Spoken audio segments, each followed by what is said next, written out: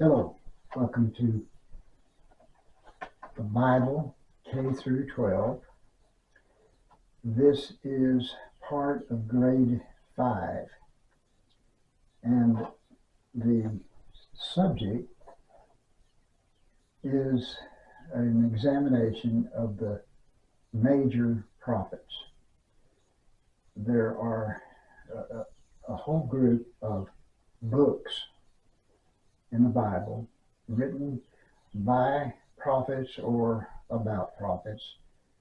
It's possible in some cases that the prophet himself was not the author. Nevertheless, there are a few of these that are labeled the major prophets. Partly it's because of the length of the book. Uh, those books tend to be larger, longer than most of the minor prophets. There is one exception. Uh, Daniel probably could be outrun by some of the other books. But the other consideration is that the major prophets are considered to be weightier in their total impact on the understanding that we find in the Bible. So there's, not a big deal. The minor prophets are important. The minor prophets have some very important material in them, and so they should not be neglected because they bear that label minor. uh, this is going to be a brief introduction to the major prophets. I thought about a lake, and you can stand on the shore of a lake and get a broad view of the lake. You can step up, get a little closer, and perhaps your perspective will be a little more detailed. But it's also true that if you get too close, you'll slip in. And so we're going to kind of step back and take a big, broad look at the major prophets. Now, the major prophets, for the most part, focus on the southern kingdom, what is also called Judah. Remember the northern and southern kingdoms. North was called Israel, south was called Judah. And these prophets, as I said, focus on that, on the south, but they at times will discuss the north, and it's true that sometimes they're just considering the entire nation, the entire people, Hebrew people. So again, their focus, however, is on the south. Now, I'm going to give some dates, some years that these prophets prophesied, uh, but recognize that this is opinion. It is taken from the NIV or New International Version Study Bible. And you may find another source that will have a different set of years. But I think probably that this is that these dates will be fairly widely accepted. So here we go. And again, I will have these in the reference material in the last day's workshop website. So that may help you if you're really interested in these dates.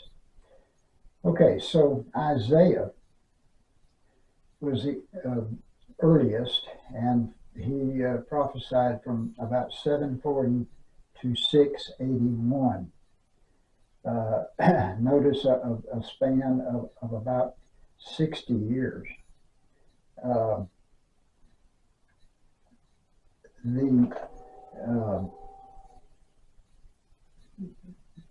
the earliest time covered material or covered the years before the end of the northern kingdom, and his uh, period of prophecy uh, did not include the fall of the southern kingdom, the fall of Jerusalem and the destruction of the temple.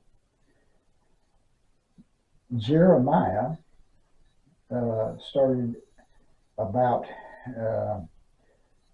about 60 years later, 50, 60 years later, 626 to 584. Now, that is basically covering a little bit of Josiah's reign and then the last kings of Judah, which kind of just come in rapid succession. And it also includes the time of the fall of Jerusalem, the destruction of the temple, and so forth. Now, there is a book called Lamentations that has been ascribed to Jeremiah, and very likely is by Jeremiah, but that probably can't be proven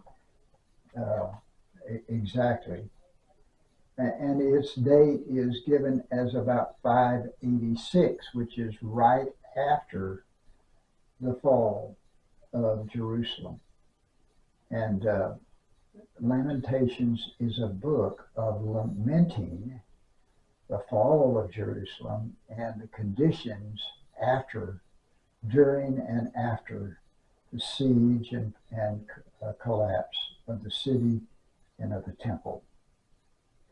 Ezekiel prophesied from about 593 to 571 BC. Now, there were several exiles that took place. And so Ezekiel was included in the exile. I don't know the exact date of the exile that he was included in, but that 593 meant that he was in exile from that period, or from that time, from 593 to 571.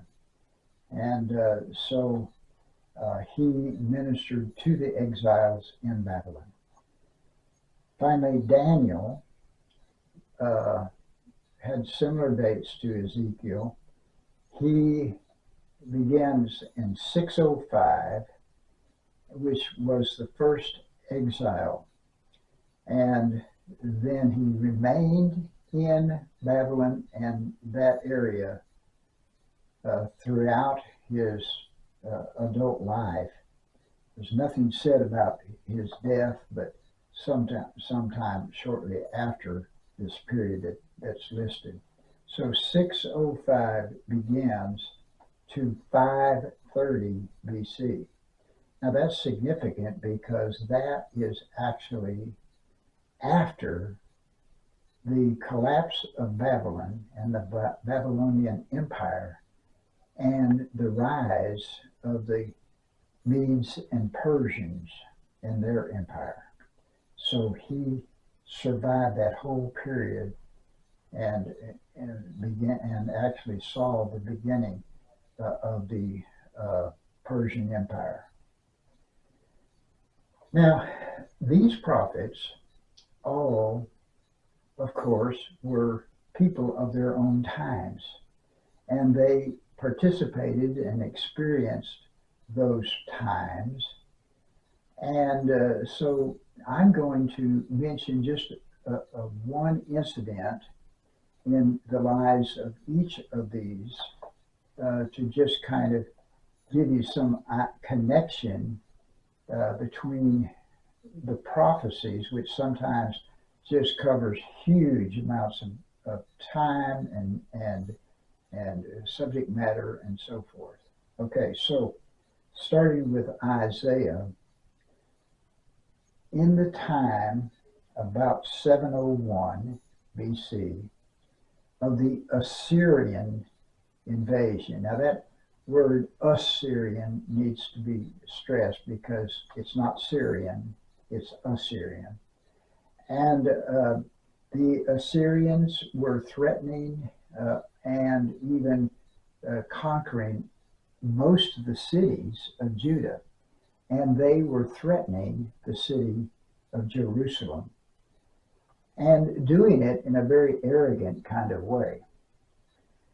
Well, in fact, they wrote a letter and gave it, sent it to Hezekiah the king, threatening to overrun the city.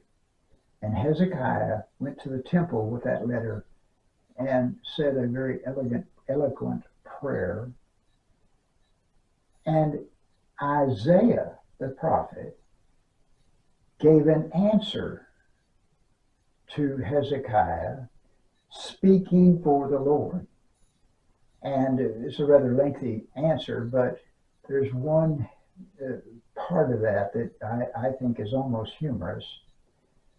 He says of Sennacherib, who is the king of the Assyrians and is with his army, he says, he will go back the way he came. So in our understanding, he came in on Highway 101 and he'll leave on Highway 101. That night, an angel came through the Assyrian camp and 185,000 soldiers, Assyrian soldiers, were killed. Don't know exactly how or why, but they died. And the next morning, the officers and remaining people there saw the situation and they all left. And that saved Hezekiah and the city of Jerusalem. One little historical side note is that Herodotus, who was a Greek historian, actually tells of this incident. Wonderful story. Jeremiah was a prophet under several kings, and one of them was Jehoiakim. They're kind of tough names to say, who reigned 11 years. And during that reign, at one point, Jeremiah spoke a bunch of prophecies, and his secretary wrote them down. And then Baruch, the secretary, went to the temple and read these prophecies of Jeremiah, which weren't good, and they weren't good for Jehoiakim. And so somebody took that manuscript from Baruch and took it to the king. The king was sitting with several men in a small room with a little fire in the middle of it. And they read this manuscript. And as they did, Jehoiakim would cut off that end of the scroll, cut up that paper or papyrus, whatever it was, and threw it into the fire and burnt it.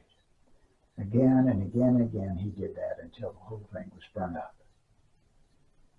Well, Jeremiah just spoke the prophecy again, and Baruch wrote them down again, so that nothing was lost. But we get some concept of the kind of opposition that Jeremiah experienced in his lifetime. Now, Ezekiel had some of the oddest and amazing visions that are described in his book. And in one case, he is carried by an angel or whatever, heavenly beast of some sort, heavenly being, I should say, of some sort, carried by the hair from the area of Babylon where he was living to Jerusalem. And it's a vision. And when he gets there, he goes to the temple and he sees an idol actually standing in the temple. And then, under the direction of the Lord, he digs through this dirt wall in the temple area, sort of like our adobe type bricks. And he dug through that so that he could see through to the other room. And on the opposite wall, there were these pictures of unclean animals.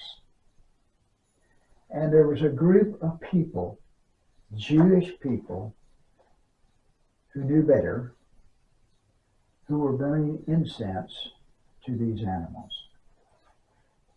So Ezekiel was getting an understanding firsthand of just how far these people had gone down the road of apostasy. And of course, this was shortly before the destruction of the temple. Finally, Daniel, quite a number of years after he was exiled into Babylon, was somewhere in the city, and over at the palace, they were having a party. They were having a huge banquet, but there was an interruption of that banquet. And a servant came to Daniel and said, Belshazzar, who was the regent, who was actually the son of the reigning king, who was far out of the city, but Belshazzar pretty much was calling the shots, and he was having this party, this great banquet, and he, through this servant, summons Daniel to come. And so Daniel comes, and when he does, he finds out what these people have experienced. They saw a huge hand that somehow wrote on the wall, whether it just kind of dug into the stonework or had some ink on its finger or what. It wrote onto the wall, some strange language and strange words, and no one could understand them, and no one could understand what they were saying, what they were about. And Daniel was to interpret it, that because of his wisdom and his spiritual insight, he was to interpret it. And Daniel interpreted it, that he said, you, Belshazzar, have been weighed in the balance and found wanting. In other words, you don't measure up. You're a lightweight. You're not what God wants in a leader at this time. That night, the Medes and Persians, another rising empire, came to the city of Babylon and just took it over. And that was the end of Belshazzar's reign. So you see these interactions between these prophets. So it wasn't a matter they just sat, in their office and wrote a bunch of stuff. They were people who were very much tied to their times, very much involved in what was going on.